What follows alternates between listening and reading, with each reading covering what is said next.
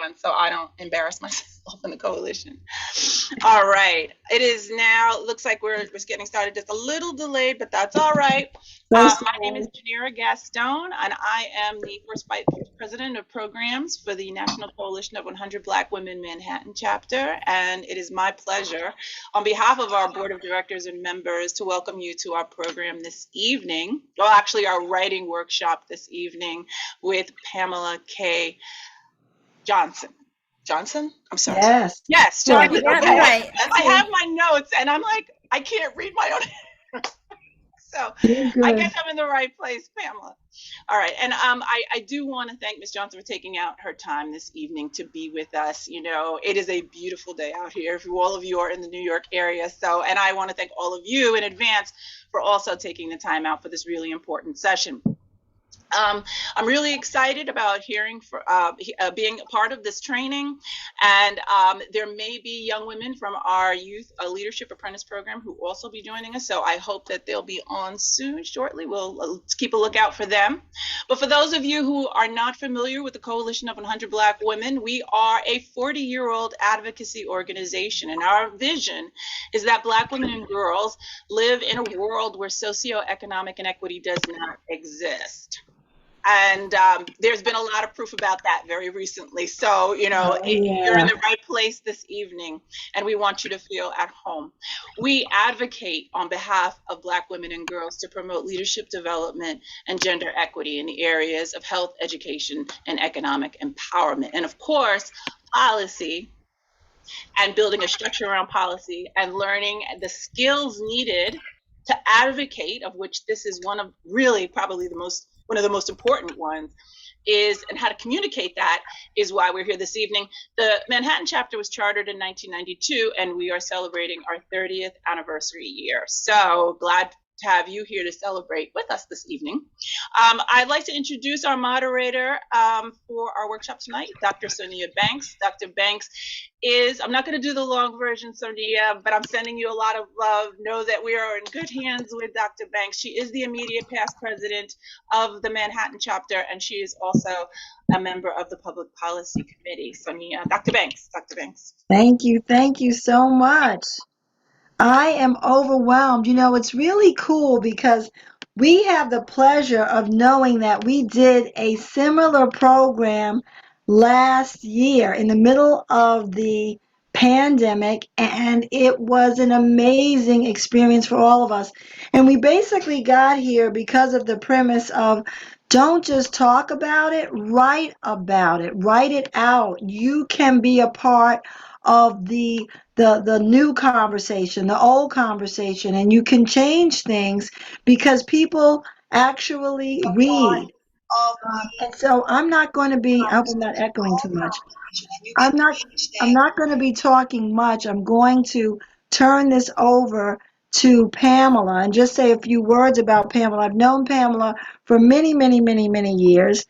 We met. Actually, I want to almost say it was an interview, and we were talking about women's issues. And Pamela joined me early days with a book idea, and from that joined another group that we had together. If you remember those years ago, about being a Black woman and in the dating scene and the relationship scene and all the factors.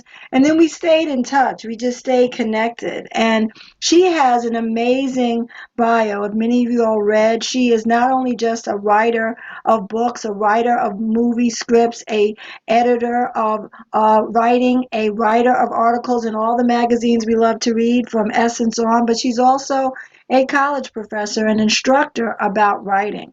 And from whatever book that you read, or Tender-Headed, or the wonderful one that came out during the holidays, whose name I can't remember right now, she's just a wealth of information. And what I've always liked about Pamela, she really believes if you want to write, you can write, and the power of the word. So I don't want to take from this. I want you to get started.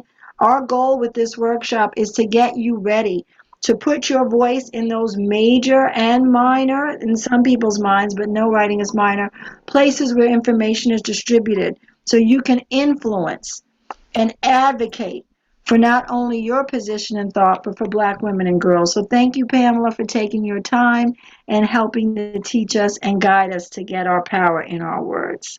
Thank you. Sure. Thank you.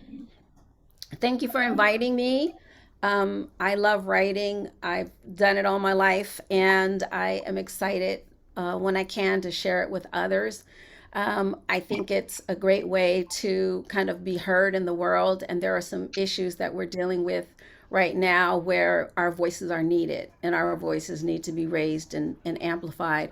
I want to thank you, Dr. Banks, for your friendship and for inviting me here, and Shantae Chambly, Janera Gaston, Lisa Salters, and the whole crew at the National Coalition of 100 Black Women for all the work you're doing, which is critical right now in this country. And I'm excited to be invited back. As Dr. Banks was saying, I do have a long experience as a journalist, and I got into documentary filmmaking. And then one day during the pandemic, I was sitting in my living room and I saw something flit by, and I was like, what is that? And it was a parade of people going by from a local school, and they were letting the kids know. They were like honking, and they had balloons coming out the car, and they had things written on the windows, and they were telling the kids that they missed them, at school because of, everybody was out for COVID, but that they wanted them to stay safe. And just sitting in my own living room and witnessing that, I ended up in the New York Times because it was the beginning of that trend where everybody was starting to celebrate by doing the safe thing, which is driving by people's houses.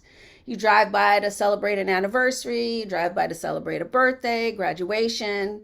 So I wrote that article, which I called "Reinvention of the Drive-By." Anybody seen Boys in the Hood? Y'all know Boys in the Hood, that famous classic movie. Well, the drive-by in that one was not a pleasant experience. It was somebody, getting whacked.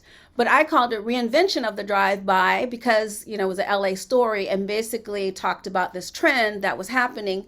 And I wrote it in about 40 minutes on a Tuesday morning, and then I submitted it, and I heard from the New York Times that Friday that they wanted it.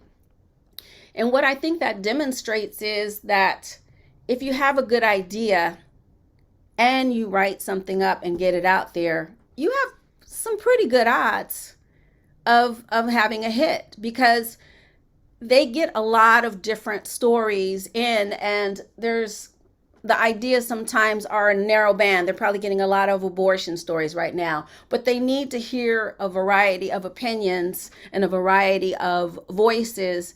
And so I would say that your odds are pretty good that if you can pull it together to write it out and submit it, your odds, are decent. So I teach at Project Right Now, just letting you all know. That's one of the ways in which I share the gospel of op-ed writing.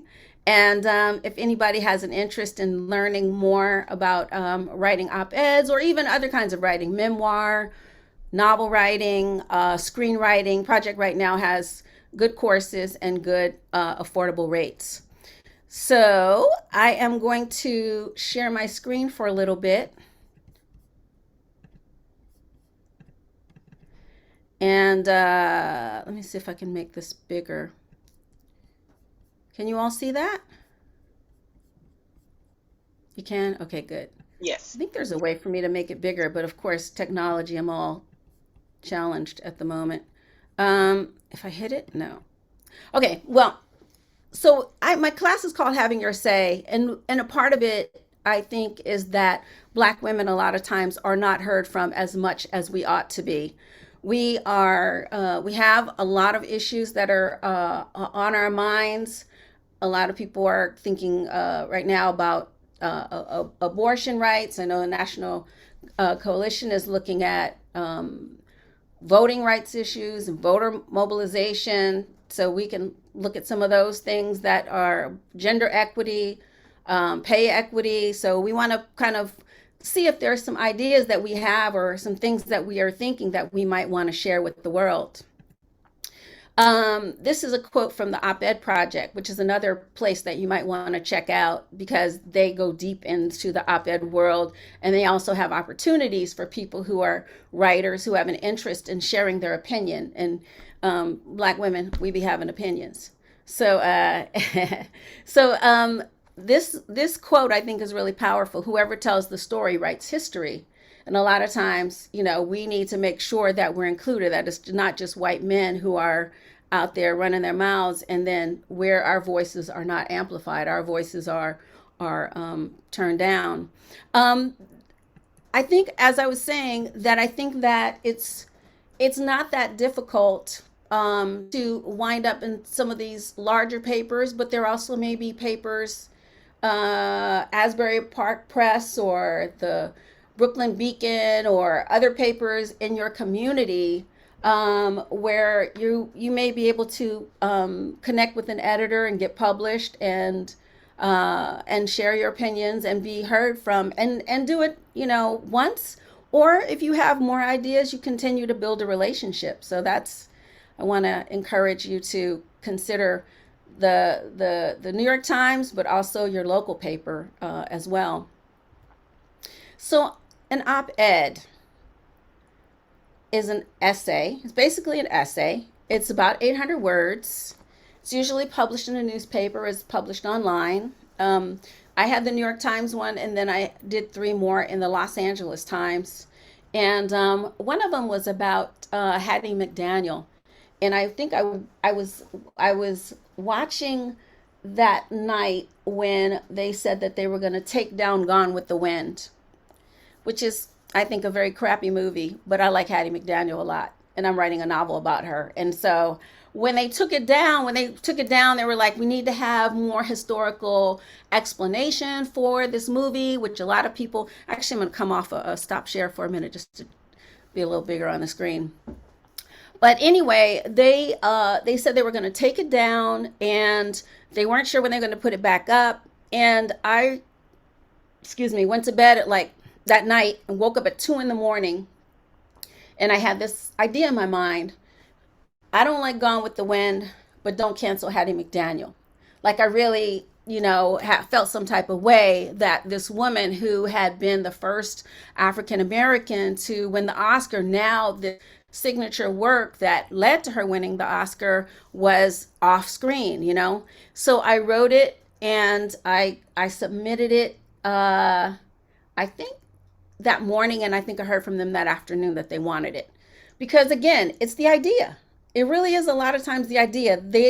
How well you write, the editors can help you. If it's too short, if it's too long, a lot of times they can kind of do the hamburger helper with you in terms of getting it to where it needs to be. But if you have a unique idea, a unique angle, a lot of times they're intrigued, and they may not be hearing from Black women, or they may not be hearing from women who live in your neighborhood or in your community.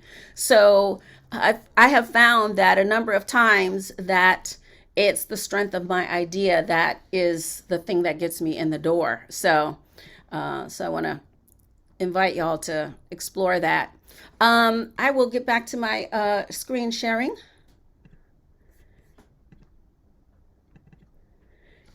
It says the world's biggest problems cannot be solved justly or sustainably without a diversity of voices, expertise, experience, and identity.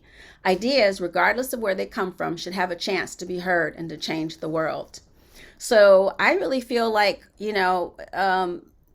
especially as we're looking at what's happening with Twitter, and we're looking at some of the people who are being possibly let back on, that our voices need to be heard more than ever, because we do need to be a part of the conversation. So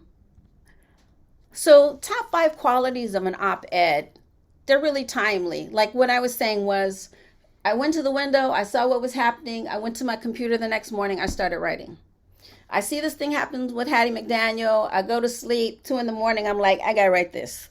I jump up, I'm like on my computer. I'm not telling y'all to get up at 2 a.m, y'all got stuff to do. I understand that. But I will say that this thing about them being timely, this thing about them being kind of the story of now, what's happening in the world, that's a very important thing. You don't want something to age out. I tried to write something about the slap. I had an opinion about the slap at the Oscars. I forget what it is, and I wrote it that morning. Like it happened that night. I wrote it that morning, like 6 in the morning, because I know he's considering. I know the guy at the Times now, and I know he's considering all these possibilities. So I'm like, let me get mine in there early, so that if it's a possibility, I'm at the top of the heap. He didn't take mine. I know the guy who's he did take. So anyway, they speak to what's going on in the world. There may be something that happened in your school district. You may be a mom. You may be, it may be something that's happening with, climate change. There may be a number of things that are happening, and you have an opinion. So it's kind of, I call it you plus the world. It's like the thing that's happening and your take on it. Um, Usually the writer has a personal connection to the topic. You're not writing about it in a kind of a lofty way. You usually have some kind of skin in the game. You have some feeling about it. You have anger, and a lot of times it's emotions. You may have some anger, you may have passion, you may have an idea for how we should solve a problem, and very often when you get to the end of an op-ed, you do what you call a call to action. So you don't just go, hey, and I got nothing else to add. You're like, no, drop this paper that you just finished reading, get your behind up, and go do something. This is just the beginning. This is the end of this article, but it's the beginning of you taking action so that you're out in the world making things better. And that's what your op-ed has the power to do. It has the power to stir change. It has the power to move people. um an op-ed has a beginning, a middle, and an end. You put something out there, you suggest something, you back it up, and then you end it. So you want to make sure that you have the elements. And I'll go a little bit more deeply into that as we walk. Um, and then I said the writer backs up what they say, possibly with quotes, statistics, personal experience, and other things that kind of go, yeah, I know what I'm talking about. You have to kind of be an authority of what you're writing. Um, so now I would just ask you all to write down two or three things in your mind, two or three things on your mind, I should say. Um, just, take a couple of minutes, because I'm sure that everybody came here for some kind of, there was a reason that prompted you to spend some time with me tonight, and I thank you. But yeah, write down a couple or two or three things, and then I'd like to kind of go around and, hear from you all about what things you might say, you might share with the world. It'd be nice if I had a pen, right? Hold on one sec. All right. So, Dr. Banks, I bet you got something on your mind. What you got on your mind? Uh-oh, I think you're muted. You muted, Uh, my sister. I took it off. I got a couple things on my mind, and I'll just share them quickly. One, of course, is about Roe v. Wade, and we're not going back. And the stories that I had, I guess, the fortune to hear from my aunts and my mom, who's 95, about what it was like for real. The friends that Mm-hmm. they lost, right? Because of the back rooms. And so I do have a few things I want to say about that, that it's interesting to, and I want to juxtaposition 2 points. One is sometimes over the last 2 or 3 years, I've leaned back and say, this is really interesting watching white on white in terms of the debates around our liberties, that it feels like right, white, and left, white are really in it. And I wondered, I said, well, this is kind of appropriate in a way. We're tired. Why do I need to set up? Y'all work it out. It's your country. We came here. Not all of our will, but let's let you fix some stuff. So I got that Mm-hmm. layer of the argument. That's interesting when I watch, a lot of different liberal white folk marching about this, and wondering, is it really going to be hard for them to get their wounds taken care of? But then I know that it's going to all slide downhill, because that's what happens to stuff that begins with the SH word, and that we're going to end up suffering. And our health is going to suffer, and the mental health of those of us that are watching this and can't get to the borders and don't have the finances for the special doctors. So those are the things that I'm playing with: the race and the body and the control. So I That's literally really wrote good. it out like that, just that raw. And Yeah, I like that. I like that. I like older women and abortion, and mhm. I like, how it's gonna land on women of color, black women and brown women. And yeah, there may be some angles that are in there that feel, unheard at this point or unsaid at this point. Anybody else got even one idea? You don't have to give me two or three, but just one idea that might be on your mind. Uh, Yes, is it hi. Marvarine? Hi, Yeah, how are oh you? God, I guess thank we saw you. each other at the same time, huh?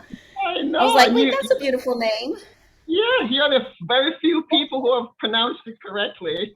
Oh, wow. Do I get a prize? Oh yeah, I'll give credit to my mom. Just a quick note. So my mom had 8 sister-in-laws, and when she was pregnant, they wanted to name me Maureen. She wanted Marva. So she was the ultimate negotiator. So she combined it and made it Marvarine. It's Wow. very unique. I've not heard it before. I Nice. know, I know. So I'm a physician by training, and I've done a lot of work in the last 10 years on, dealing with creating a care management program, which the whole idea, from my perspective, is to look at how we could address health disparities. And I think in Mm, speaking to over 1,000 patients and what I call boots on the ground solutions, which you hear a lot of language now, it's not. First, we started with health disparity. Now we moved to health equity. And then it was non-compliant. Now we moved to non-adherent. It's nice words, but it doesn't solve the hmm problem. And so what I've developed is a training program on health disparity with the notion that some solutions are simple as they're complex. And if we solve the simple, it doesn't have to escalate to the complex. And mm, so people say, what do you mean by that? How could it be simple? Well, it comes down to, particularly for the Black population, the most vulnerable are patients with sickle cell disease and the elderly Black population. And it's hmm unconscionable when we look at the atrocities that the elderly Black population has endured, and for them to now have worse health outcomes in all disease category is Right, unconscionable. And so right. I was in charge of the congestive heart failure readmission prevention program, hmm hospital in hmm Brooklyn, Kings County, and we were able to decrease the readmission from 30% to 18.7 in less than two. Great. Population didn't I'm gonna change. have you hold that because we're gonna do a little bit of writing, and I'm gonna want you to put that information in what you're Uh, doing because I yeah, feel like I feel a op-ed coming on yeah, it with is. what you're saying. Yeah, and I just want to Yeah, really. the I concept. listen to people. I'm like, that's an op-ed. So yeah, Yeah, I think that yeah. we're gonna do a little bit of writing in a minute. I want you to Sure. include some of that And just the as concept of we the as we common go thread. forward. I'm sorry, the concept of the common thread, the human experience. Individuals came Right, to our institution and was given a if the diagnosis is accurate, there's no human being on planet Earth can give it back. The right, billionaire right. can say, I'll give you $1 million to take the cancer. Oh, that's not enough. I'll give you 5 million. So maybe if we Yeah. understand the common thread, we could create a more empathetic and less judgmental Yeah, I think process. everything you're saying, I would write it down. Okay. Yeah, I would write that down because you got a draft of an op-ed working already. It's Yeah. like, we can do some more with it, but it's there. Let me hear from another person who another couple people who have some ideas of things that they might say. I see Meredith Moore, and I know you have some ideas about Black women leadership, pay equity. There's some, and also Black women led businesses. Meredith Moore is in Minneapolis, and she is working on some of the post George Floyd initiatives that a number of businesses are doing. And and I think also that what they're doing is creating, a template for what the rest of the country can do, So I think that they're really actually doing that boots on the ground thing that you're talking about to make things happen. So Meredith, what thoughts are you having about an op-ed? What you said. I'm like, that was like free coaching right there. I love all of that. I could do it. Yeah, yeah, absolutely. Absolutely. So, yeah, did you want to add anything or you want to just kind of, because we're going to do a writing in a couple of minutes. We're going to do a little writing exercise. I want you to take, and in fact, yeah, what we're going to do is we're going to take the ideas that we have in a couple of minutes. Oh, actually, yes, I do have. It's just so timely, I have to say. Let me just open up my share screen again here. Yeah, because I put here, let's write for 5 minutes. Take an idea you have for an op-ed or essay, well, op-ed essay, I should say, and flesh it out a little bit over the next 5 minutes. You can, and in fact, I recommend that you turn your camera off and just focus for a few minutes about, just what it is that you maybe feel most pulled to write and share.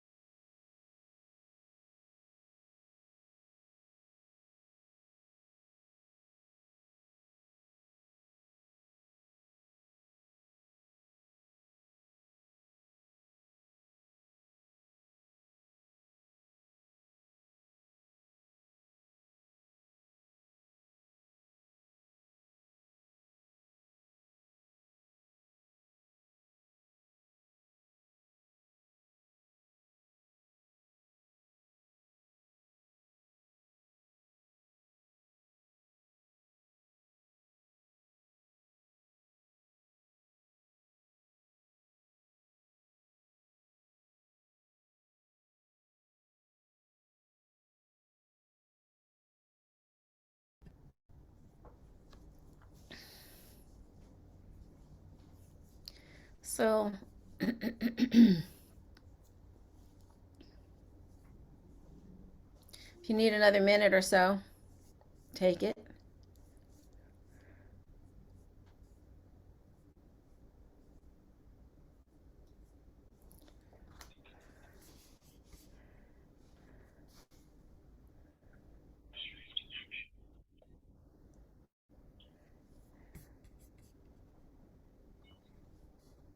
Is it Ramondi?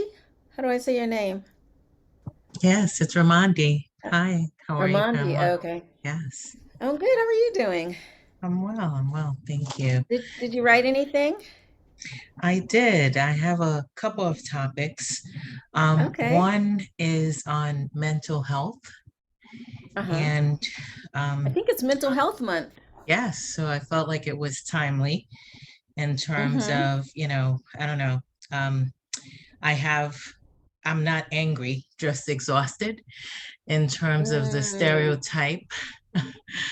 Um, Okay, let me just like showcase you right now. Boom, boom, boom. I'm not angry. I'm just exhausted. Like one of the things I say about a title is your title is like a great marketing tool.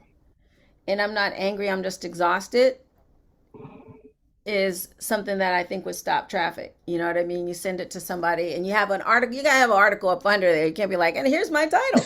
But if you have a great title that goes, you have an article that matches that. I think that's, I would read it and I think a lot of editors would be curious and would stop and kind of like read the first paragraph. Am I still engaged? Read the next part, so I like that already. So go ahead. I interrupted you, but I wanted to tell everybody about a title as a marketing tool. So when you give your title to an editor, you want to come up with something that has like a little catnip to it. okay. Okay. Um, I just have some bullets, more of an outline around, Okay. carrying the weight of the world. For Black women, we're supporting everyone, it feels like most times, and making the time for us to replenish ourselves. And kudos to the team for Slay Your Stress. That was in April. It's something we need. And What was it called? figuring, Slay Your Stress? yes, I believe it was Slay Okay, Your so Stress. here's another thing when we have to create our build out our article, you could reference that. You could talk about, one of the things that's really helped me kind of manage my head is that I attended this event held by this group with this outcome. So that could be a paragraph in and of itself. So keep going. Let me hear. Let me hear.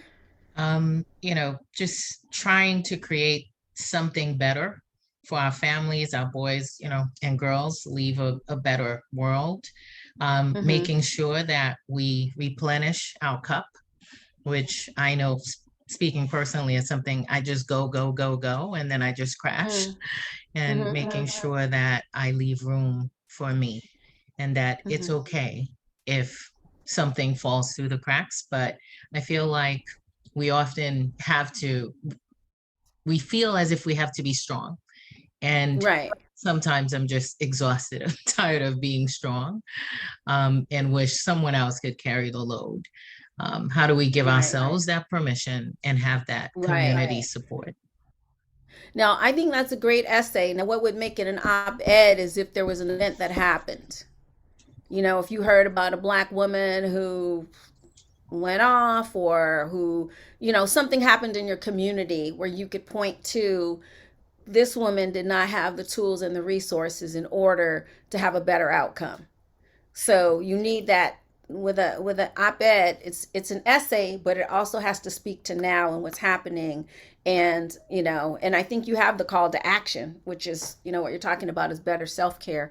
You just need to find something, and sometimes I'll have an op-ed in my mind, and I'll just be waiting for something to happen so I can like launch it from now. It's like, oh, this thing happened. Now I'm gonna take this thing I already been thinking about for a while and I'm gonna add that to it, and then that's something I can submit. So just want y'all to stay thinking like And that.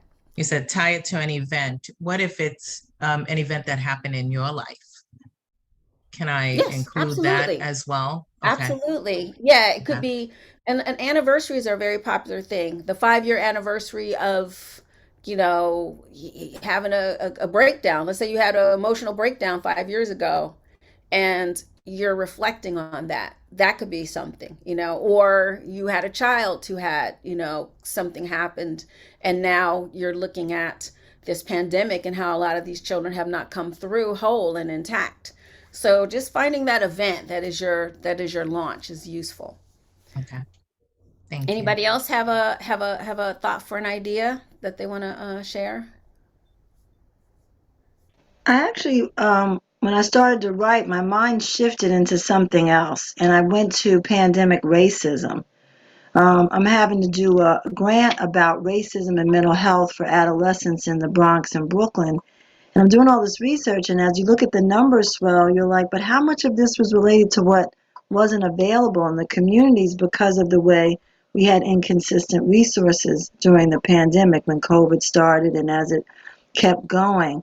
And so there's this kind of, to your point, this data we're getting now that is really starting to reveal where some of these huge gaps are. And so I started to shift my thinking as I was thinking about racism and the fact that we've got this other kind of catalyst to the disease that we call racism that is now entered into our system systemically Mm-hmm. for probably Right. quite some time.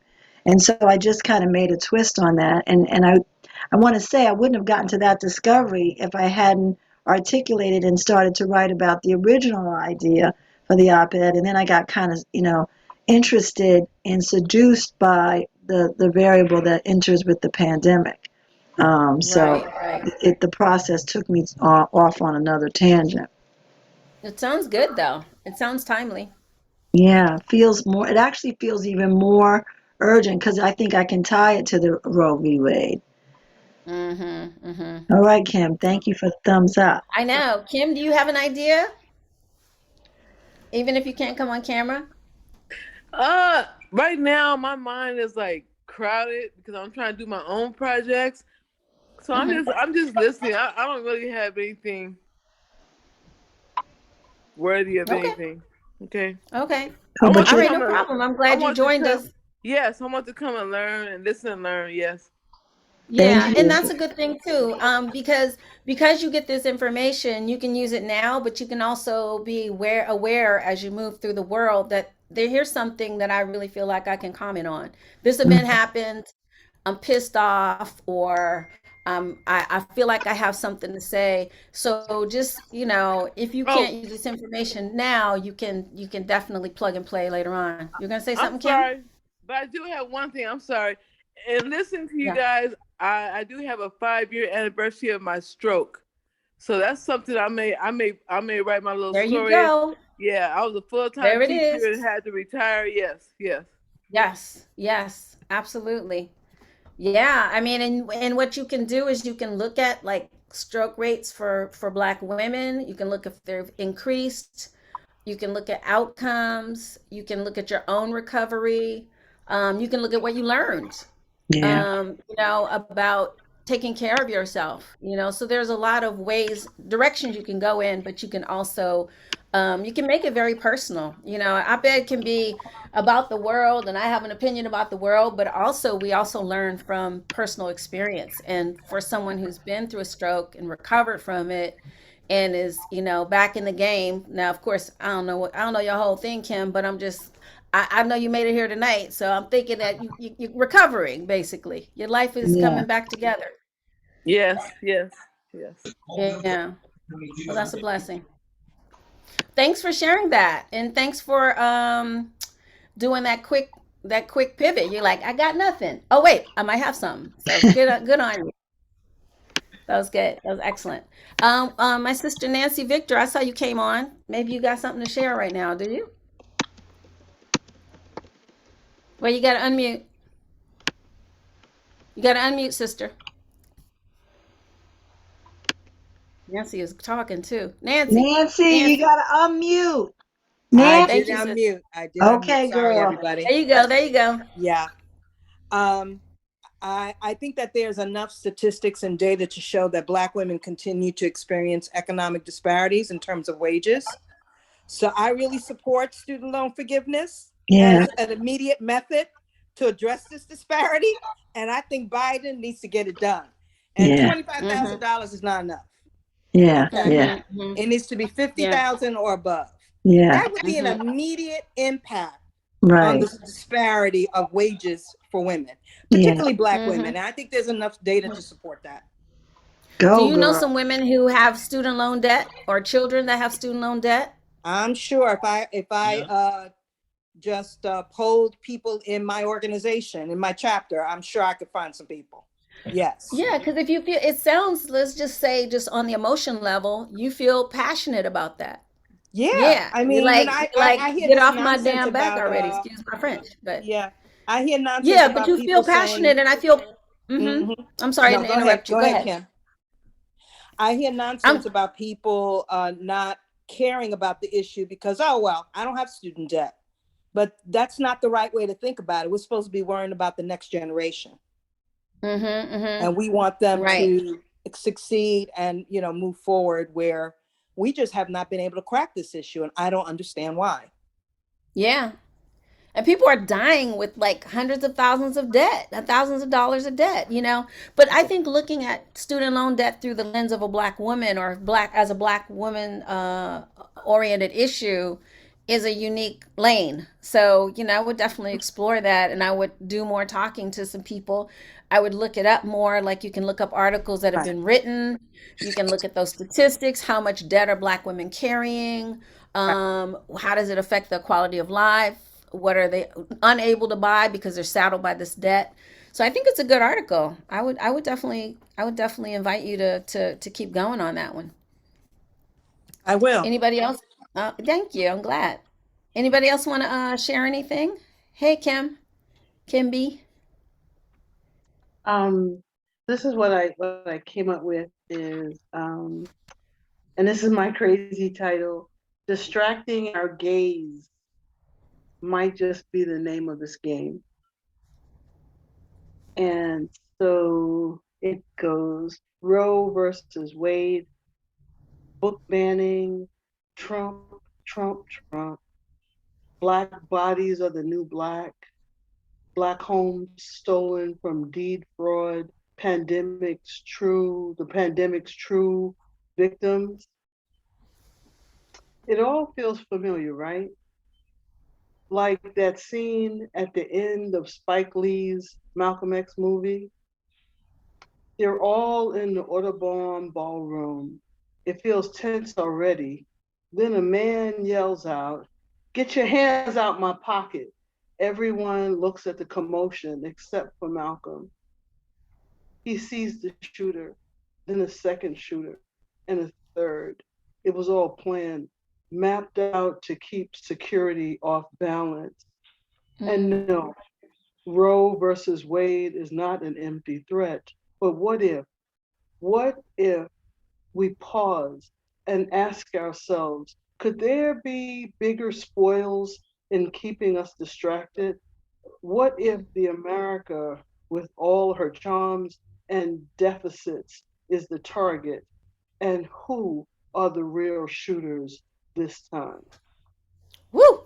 Wow. Yeah, you got some writing going on over there. 5 minutes. Yeah. Yes. That's Yeah, that was. Yeah, it's interesting. I didn't even know that information about Malcolm X, who's the his birthday is coming up in about 4 or 5 days. But I didn't even know that information about it, and I think it's a really interesting what do you call that? Metaphor, I guess it is. You know, this thing that happened to Malcolm X is happening to America. You know, and that chickens come home to roost concept that he, you know, was so big at talking about. Anybody else want to share before I just go through a few more slides? Yeah, is it okay? Just want to add Yes, something of course. else. Yeah. Yeah, So go ahead. I think the other part that I'm working on is the concept of, you know, cultural competence, and the definition. Cultural competence is the ability of providers and organizations to effectively deliver healthcare services that meet social, cultural, linguistic needs of patients. A culturally competent healthcare system can foster improvement in health outcomes, quality of care, and can contribute to eliminate racial and ethnic disparity. The interesting thing is that cultural competence is should apply to the English-speaking population, limited English and non-English speaking population. And the interesting thing that I've researched about the English speaking population is currently left out of the cultural competence conversation. So who are you leaving out? So when a patient said my parents were a step away from slavery and my grandparents were slaves, who understands that? And so I think cultural competence must be bidirectional, from American-born patients, American-born physicians to foreign-born patients, but also foreign-born physicians to American-born patients, and American-born physicians to American-born patients who are different than themselves. And just a quick quote from a hematologist. He said, difficult patients are not just born. They're sometimes created through the medical system. Not only the system failed to cure, it may have done not so nice things to make matters worse. And from Hippocrates, it's better to know the individual who has the disease than the disease who has the individual. And that's the problem with me for health disparity. It's the human value of that human value. And that's what I'm really looking to put out there from that perspective. Yeah. I was just on a call earlier today where we were talking about, I think it's called Children's Minnesota, Meredith? And the woman was one of the administrators there, and they were talking about how when you walk into the waiting room at Children's Minnesota, you're greeted by information in 5 languages, and how there's this Native American tradition that when a baby is first born, that it needs to be held for 24 hours, like consecutively. And that it is one Native American is supposed to give the mother a pair of hand-stitched moccasins. Like that's supposed to be the child's first gift. So I would just say that a part of what you're talking about, you might want to include something from Children's Minnesota, which could be an example of an organization that's getting it right. You may look at organizations that are getting it wrong, but you also may look at what they're doing as something that people from other hospitals and caregiving organizations can emulate. So good job, everyone. I think I'm going to share some more. Yeah, I thank everyone for chiming in, and even those who did not say anything. I know we may be hearing from you in the future because you're taking it in. So good on you. I wanted to say something right quick. Oh, please do. I think I'm probably the only one here that is not on social media, and that's been a problem, I think, with me, with some folks that I think we spend too much personally time on Facebook and Twitter and things of that nature. Do we really need that? Because I was talking to some of my older relatives in their 90s, and they speak consistently about how they work things out with the civil rights movement and different things. Maybe one person down south had a phone and you went to that person's house to get this and they passed the message this. And I see the things that social media, Facebook and Twitter is used for, and I can't even see it doing us. Okay, but tonight with this on Facebook, maybe a bit different, but doing us any justice.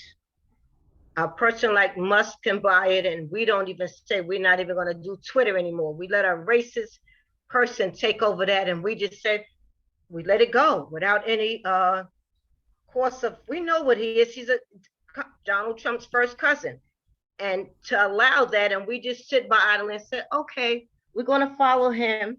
We don't have a plan to do this, and if we all the amount of funds we as people of color can impact this country, if we stopped and said, we're not doing this anymore, we're not doing Facebook with you, we're not doing Twitter with you, how great we would be. We let a Black news network fail because we weren't even watching that channel. We didn't even support that channel. How could that channel fail and go off? Where were we that we didn't support that, but we support Musk and we support what is his name, Meta or whatever. But I just, that, you know, people say, oh, the funeral, this is going to be on Facebook. This, the what's going on. I've lost, you know, not dealing with folks because of you know, I'm just following. I said, where's our plan as people of color? Do we just revolt to say we're not going to do this anymore? You own that, because whites will walk away from things and they'll ban and say, guess what? We boycotting. We're not even buying that orange tomorrow. But we don't. We just, you know. Yeah, no, I think that's really interesting. And you could even say we need to unfollow social media. Yes. I think that starting it out with that situation in the South where, you know, people would pass the information on and they would meet in community and they were getting things done. And like the whole thing with the Montgomery bus boycott, that was a year and a half of people being very interdependent, and, you know, Black folks and white folks would drive us different places and we got a lot accomplished. And I think there's a good point about social media is so instant and so disposable that some of the things that we could be achieving that are bigger, we just don't ever get to them. We fritter away our energy. So I think there's some really good some really good things in there. Now, what you need to do also with these op-eds is you need to think, well, who's going to argue the opposite? So you need to go, I know people would say that you need this because we need social media because, so you need to do probably a paragraph or two, not just of what your opinion is, but of what the argument against what you're saying would be, so that you can then come back and go, yeah, I know they would say that, but, and then you continue on talking about, you know, finishing it out, and then your call to action. And you may have to look at, are there some benefits? In fact, you might say, okay, I have to admit there are some benefits. I can't just trash the whole thing. You have to kind of, you know, but at the same time, I think that that's really interesting. And I think also maybe what it's cost you, if you feel like there's some personal cost for you not being in these spaces where, you know, you're on Facebook or you're on this place or that place. You're not like at part of the conversation in a way. Like, does that ever cause you any upset or loneliness or anything like that? Okay, well, I'm impressed. I'm impressed. I'm gonna go through some more slides since I sat here and prepared them. I'm going through them, and I think there may be a couple things. When we were in the pre-show, hopefully I didn't spell anything wrong. These are some issues that National Coalition of 100 Black Women are looking at, and so as you're thinking about things you might write about, voting, we have the midterms coming up. There may be something happening in your neighborhood, in your community. There may be something happening in your city. There may be something happening where you're getting on a bus to go to the Capitol where you live and you want to include that. So whatever you see that's going on, there's a need for us to, you know, to make sure that we are showing up in our numbers in the way that we need to, especially since there's been so much in terms of voting rights that have been decimated in recent years. So that's something to look at. And I'm gonna bring Dr. Sonia in for a minute from a word from our sponsor here, just to hear what you have to say about, you know, about us paying attention to this and kind of making our voices heard. Yeah, it's a constant process of keeping the pressure on. You know, everything we've known since we got off the fields and found our liberation in so many ways, voter registration and our being present has been, you know, I would say decreased and denied. And I think one of the things the coalition always stands behind is the fact that, you have a circle of influence. That means you're a leader. And the many people you touch throughout the day, we know you speak over 60,000 words a day, but imagine if you took time and made 10 or 20 of those words specifically about an issue, and you used either social media or just the power of the pen. I now am writing thank you notes, right, to people and putting them in envelopes. And again, I follow one of our founding members who help with the chapter, and that's Dr. Ruth Brown. She always finds time to do that. I don't know how she does it, but in there. I put a P.S. Don't stop voting. Or P.S. Pay attention. I think the latest commercial I saw about we get paid less. You guys have seen that commercial. Women do it more. We do it faster. We do it all day, and at the end, but we make 30% less. Was the first time that I felt like there was a real message about pay equity getting over the barrier. And so I like writing about it. I actually have something in my office about it. And I think that the more the coalition stands behind it and not let go. I was listening to Deborah talking about social media, and I too know that there are times when I miss just conversations like this, when I was like, this can't be no webinar. We got to have faces up. We need to be able to see each other, call names. I feel like more conversations need to end and begin with a simple question. What are you doing about voter registration this year?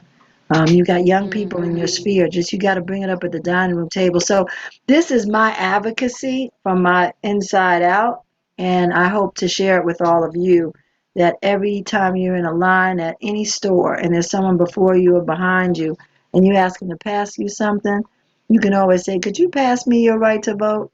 Oh, no, I'm sorry. Could you pass me the paper towels? Have some fun with it, get jiggy with it, and just keep it alive. You like that, huh, Deborah? You can get that. Well, that's excellent. Yeah, and I would say too, if you know that you have an issue, like pay equity is an issue for you, keep a folder. So, and you might write Nice. down you might write down the name of that commercial, find out what it is. Usually they put them on YouTube. You can find it out. You can Okay. take down exactly what they said. There's I don't know there's Black Women's Pay Equity Day coming up. I think that Yes. when is that, Meredith? Do you know when that is? Like August, mid-August. This is a good time to prepare something and submit it like mid-July, because they usually take a few weeks to kind of gnaw on something and see if they want it. But what I was talking about, an anniversary, if there's a day like that, like Mental Health Month, or June is Black Music Celebration Month, or in the same way we know Black History Month, but there are other months and there are other days that are designated, and sometimes digging around we can find. And so if you want to submit something, you can point it towards that thing that's coming up. And if you have an issue, and keep a folder, pretty soon you're going to have an op-ed, because you're going to gather, oh wow, I saw the statistic, oh wow, I saw this thank you, Meredith. We saw, I have this quote, or I love this Maya Angelou quote, I know I want to use that. Whatever it is, you just start keeping it going, and pretty soon that thing is going to write itself. 800 words is not that long, so you got that. Yeah.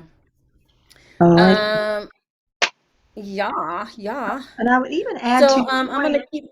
Yeah, no, go ahead. Pamela, that for those of us that journal, if you go back Uh-huh. through your journal when you're hot and you're angry, right, and you're upset, you just, you might start journaling. There's a lot of good stuff in there. If you read your old journals, and you can do some comparison. So I would just say there's, gold in them there hills. Just don't forget you can access some of that old stuff. I discovered that on a reread, that you got some old Mm-hmm. gems. Mm-hmm. And you may discover sometimes, if I'm going through an old appointment book, there'll be something I'll be like, oh wow, I was all wound up in that such and such and such. So it may be that you looking through some of your old things will put you in touch with some of those things that really were meaningful to you. So I second that. Yeah, I'm gonna do these few little last slides, I think. We already did that, did we? Yeah, we did. So anyway, I thought we might look at a real op-ed. just briefly, this is one that ran recently.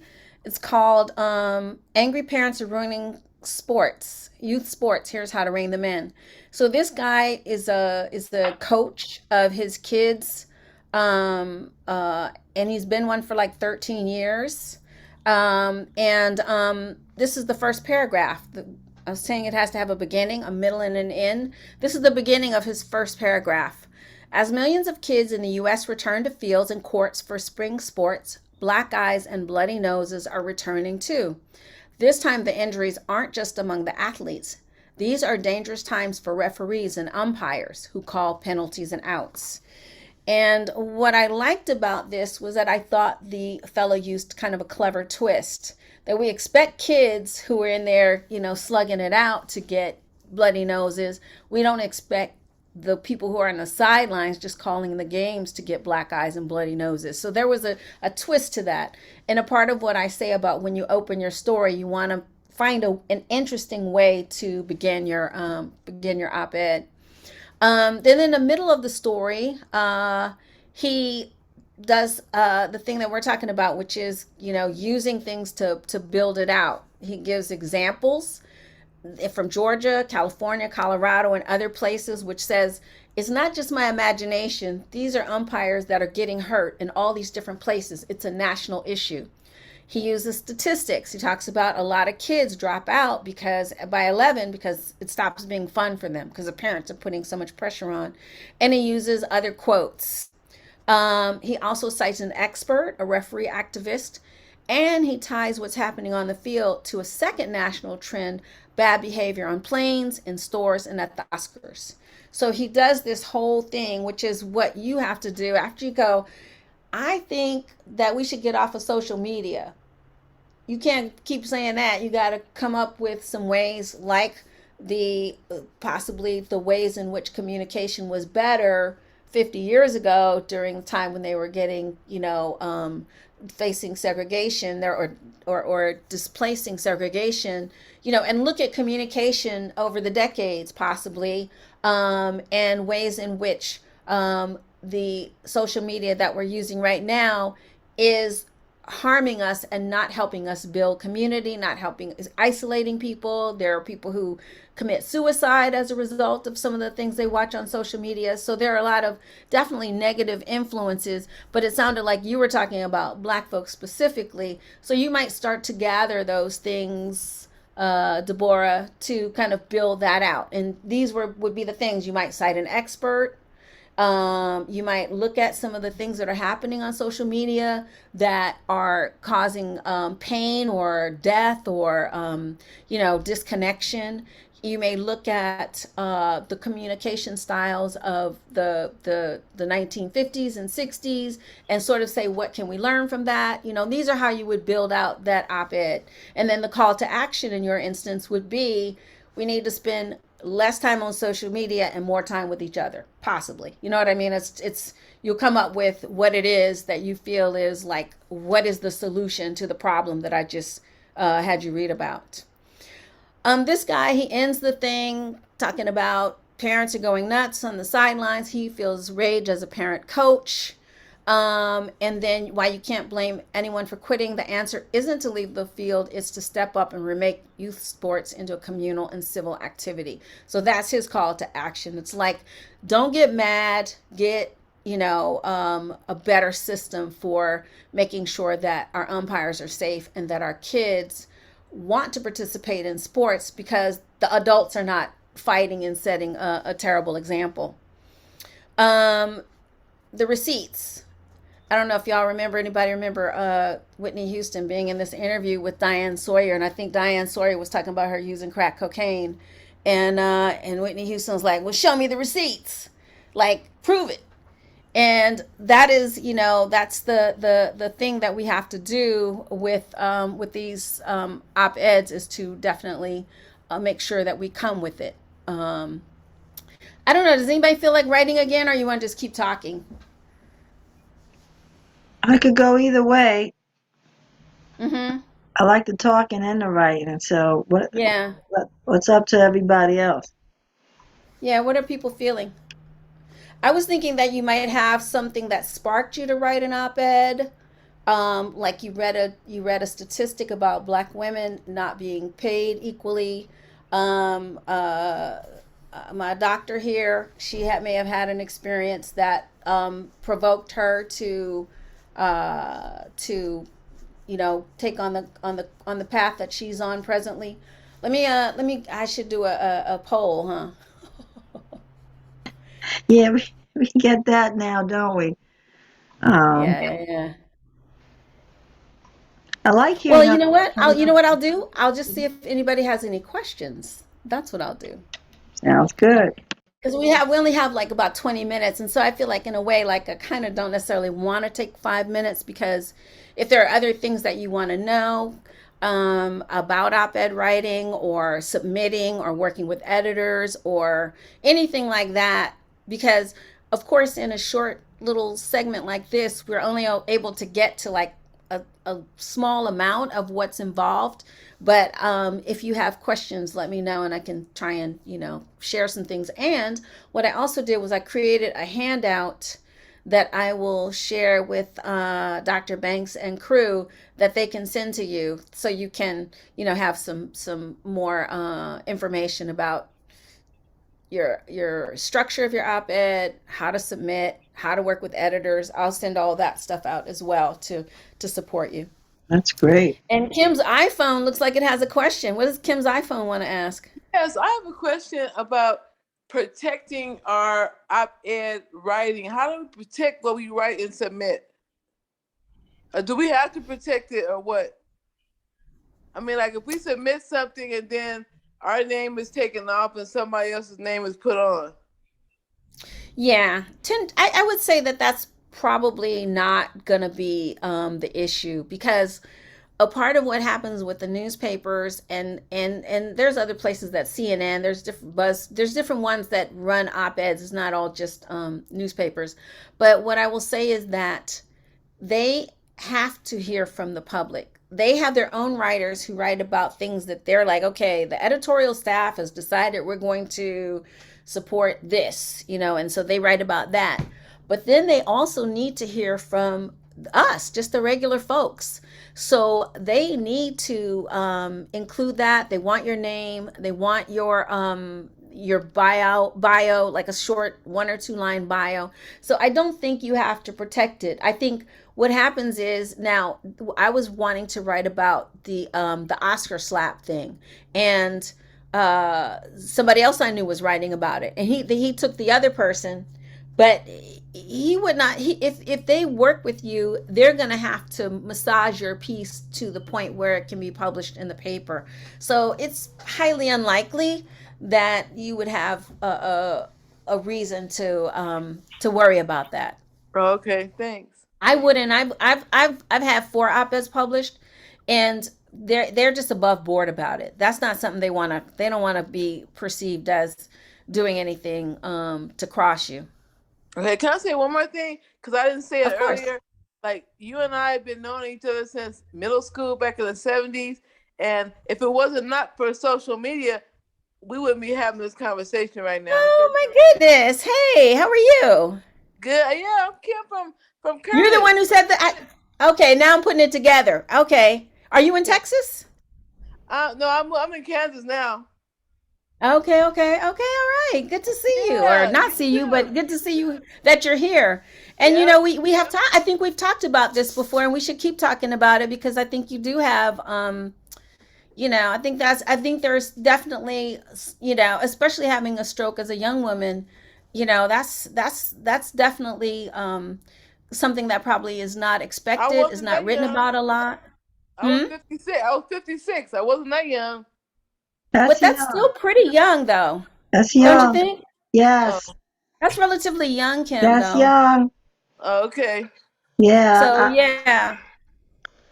Well, we can talk some more about it. But yay! So I didn't realize that was you. But anyone else have a question? Well, or a so thought? something in the. Go ahead. Who did? No, go ahead. I just wanted to know, what percentage of op-eds are usually accepted? Any idea? Small. A very small percentage. Yeah, a small percentage. They get hundreds. They publish, dozens, let's just say. So it's not a lot, but I think if you have a quality idea, you have good odds. And I've been teaching op-ed writing for a couple of years, and two of my students have been published. One got published in the Washington Post, and one got published in the New York Daily News. And the one who got published in the Washington Post, not the greatest writer, but he observed that during the Trump years, they usually have music in the White House. All the presidents before, had like Paul McCartney or Esperanza Spalding or Hamilton or whatever. And what he observed was that during the Trump years, they didn't have any music. And so when Biden was getting ready to go into office, he said, President Biden, please bring music back to the White House. That was a unique idea. He got published. Another student who lives in the Bronx, she was going to write an op-ed about the caregivers, the Black and brown women caregivers who were on the front lines. And she had a pivot like you, Sonia, where she was like, I'm writing about this, I'm writing about this, I'm writing about this. And then she was trying to get her father vaccinated, and he was eligible to be vaccinated, but she wasn't eligible because of her age, but she lives in the house with him. So her op-ed was, we should be vaccinating whole families. We shouldn't be like, you're 75, so you qualify, but I'm whatever age, so I don't qualify, but we live in the same house. Like, how was that making any sense? So her op-ed got accepted. And so the whole thing is the quality of the idea. So that's the thing I want to say to you. Really, read more op-eds and be mindful of what it is that you have to say that's unique. Like, there's going to be 12 million Roe versus Wade articles. That's just how it is, because that's where we are. And I would almost like invite you not to write about that, because it makes your chances slimmer if you're writing about something that is super well covered. But Black women dealing with strokes, in their 50s is a lane, or a doctor who's writing about cultural competence. That might be a lane. It may be. So the more unique your idea, the more opportunities you may have. And the other thing that I do is, if I submit it to this one and they don't take it, then I go to the next one. They don't take it, I go to the next one. But every time I do that, I read it in between to see, how can I make it a little more polished? Or did something happen that's even fresher than what I already have in it? So, be willing to, assess your own work and keep at it. Don't be discouraged by once, getting turned down once, I'd say. That's helpful. Thank you. Good. And I was going to ask about editing. Someone put something in the chat about, Judge Jackson, and you said no. Did you write an op-ed on Judge Jackson? And I think there's an interesting, question around that, and what that's like to write about something that was really hot, had a lot of different perspectives. And then, part of what stays in my mind is, what's it like for her now?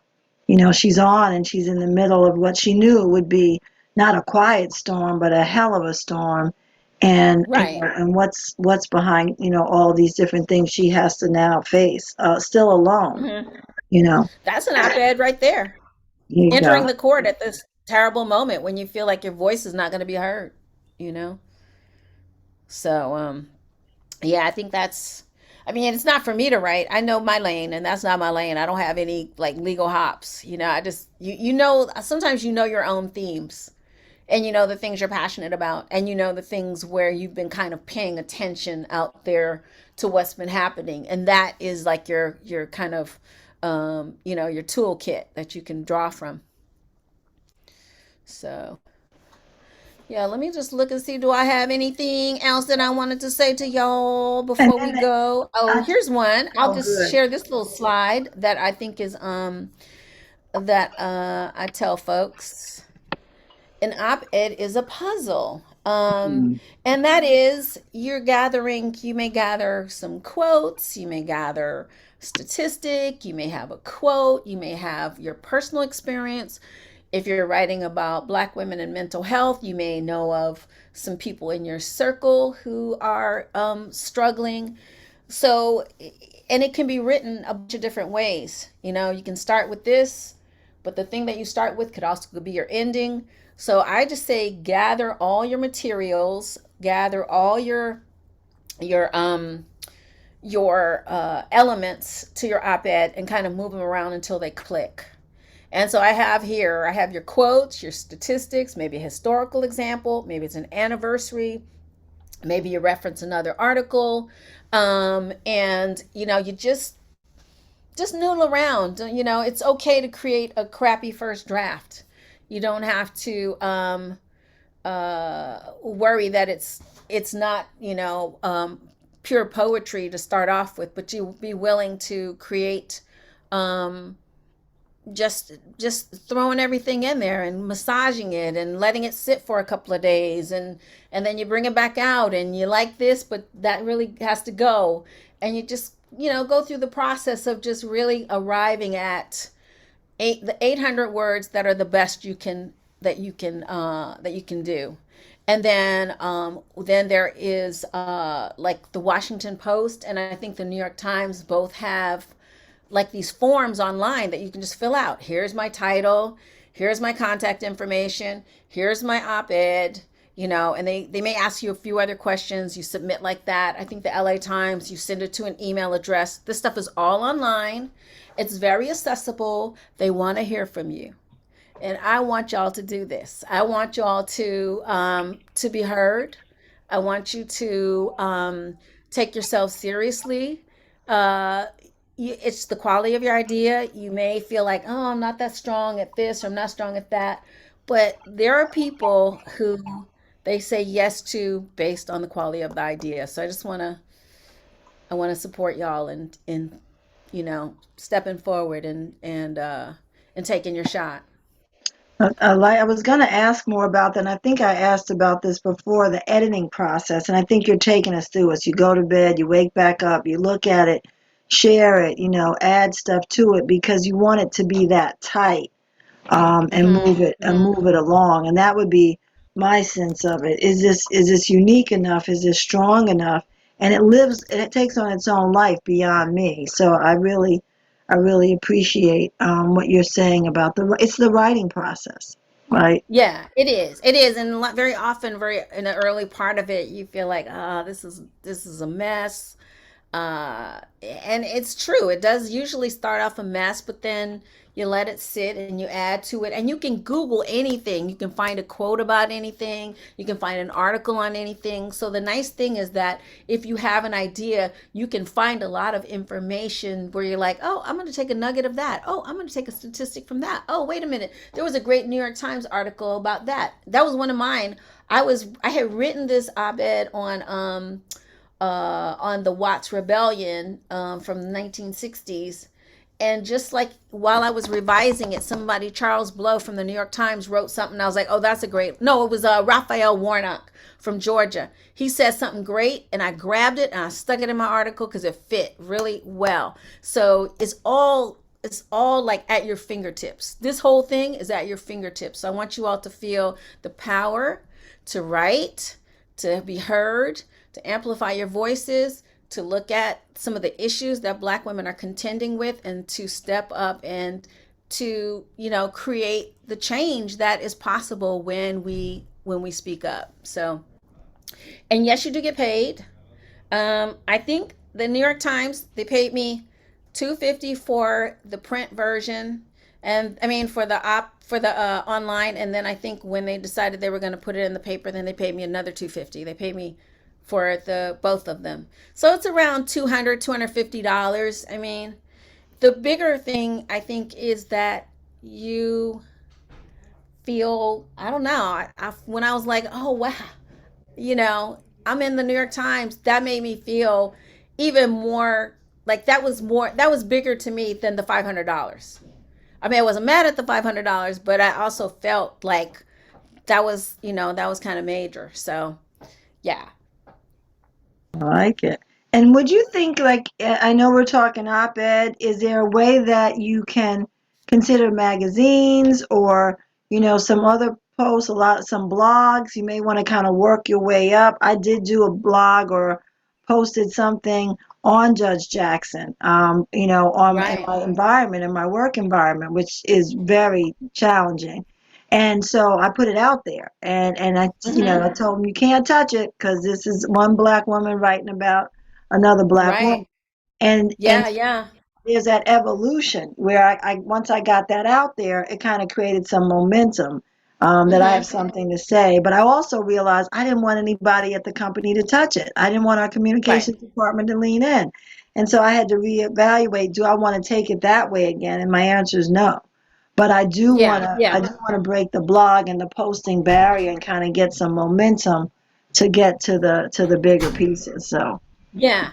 Absolutely. I know that you can post on LinkedIn. You can, there's Medium. There's a lot of different places that you can, publish, self-publish.